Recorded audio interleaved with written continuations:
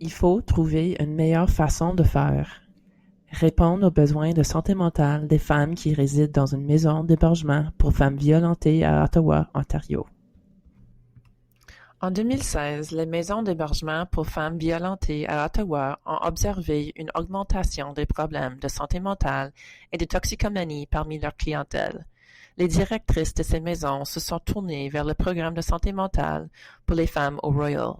Malgré la corrélation entre la violence vécue par les résidentes et leurs problèmes de santé mentale, elles ne bénéficient pas de soins psychiatriques comparables à ceux offerts par le secteur sans-abri à Ottawa.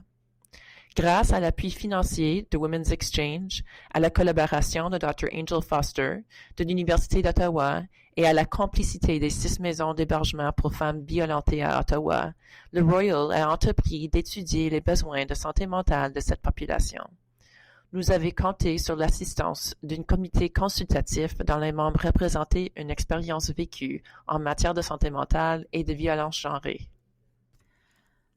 Nous avons réalisé 30 entrevues approfondies avec des résidentes de maisons d'hébergement et 6 discussions de groupe avec des intervenantes.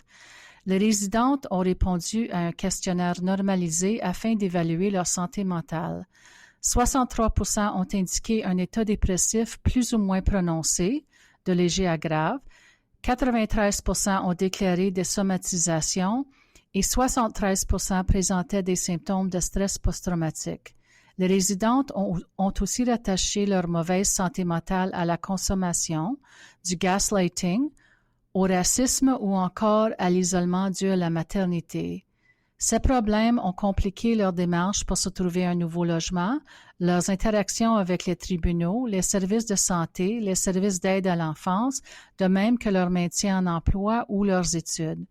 Pour les mères, les femmes membres d'une Première Nation, les Inuits, les Métis et les femmes immigrantes, les difficultés étaient pires et plus fréquentes. Alors, selon les résidentes et les intervenantes, que faudrait-il pour améliorer la situation? La grande majorité des participantes ont suggéré une augmentation des services de santé mentale offerts à l'intérieur du secteur de l'hébergement pour femmes violentées. Ces services incluaient accès à des interventions cliniques, ainsi que de la formation et consultation pour les intervenantes. Les résidentes ont aussi exprimé le souhait d'échanger avec d'autres survivantes de violences, car ces échanges ont une valeur thérapeutique pour elles. Nous espérons que les constatations présentées ici motiveront les décisionnaires vers l'accès équitable aux services psychiatriques.